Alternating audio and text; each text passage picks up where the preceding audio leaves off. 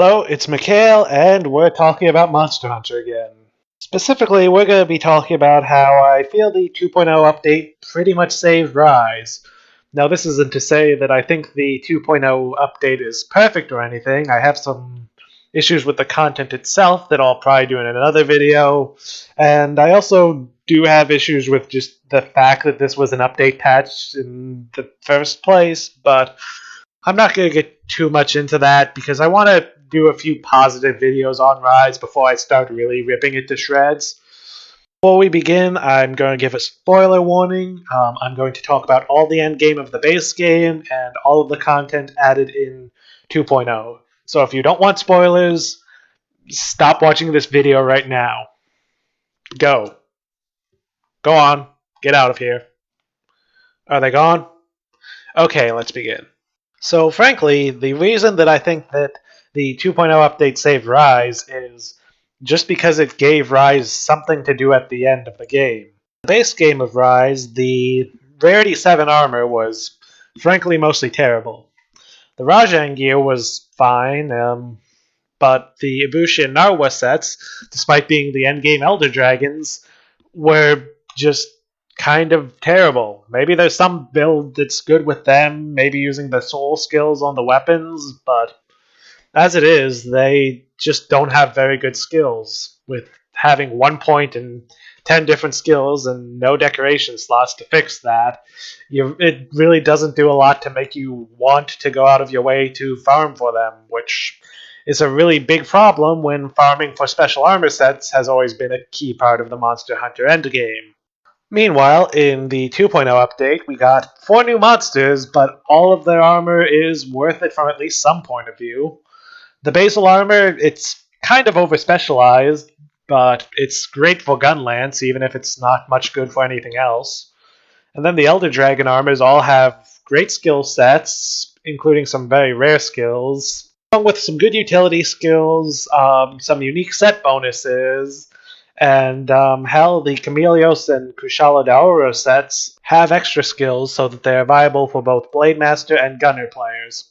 While the weapons aren't quite as impressive as the armor sets, they offer a variety of fairly easy to get weapons for a variety of weapon types, and additionally, each of them has their own unique rampage skill, which gives them something a bit more unique than most weapons. For instance, the Chameleos weapons can give you pollen for your petal lace while dealing damage to a monster. The Kushala Daora weapons gain affinity with successive hits, and the Teostra weapons just deal additional blast damage, which is hard to complain about. And on one final note, the update also addressed one of my main issues with the gameplay, which is that the monsters never really required you to use the wire bug mechanic. One of Chameleos' new attacks is pretty much designed to be dodged by using the wire bug to go over it.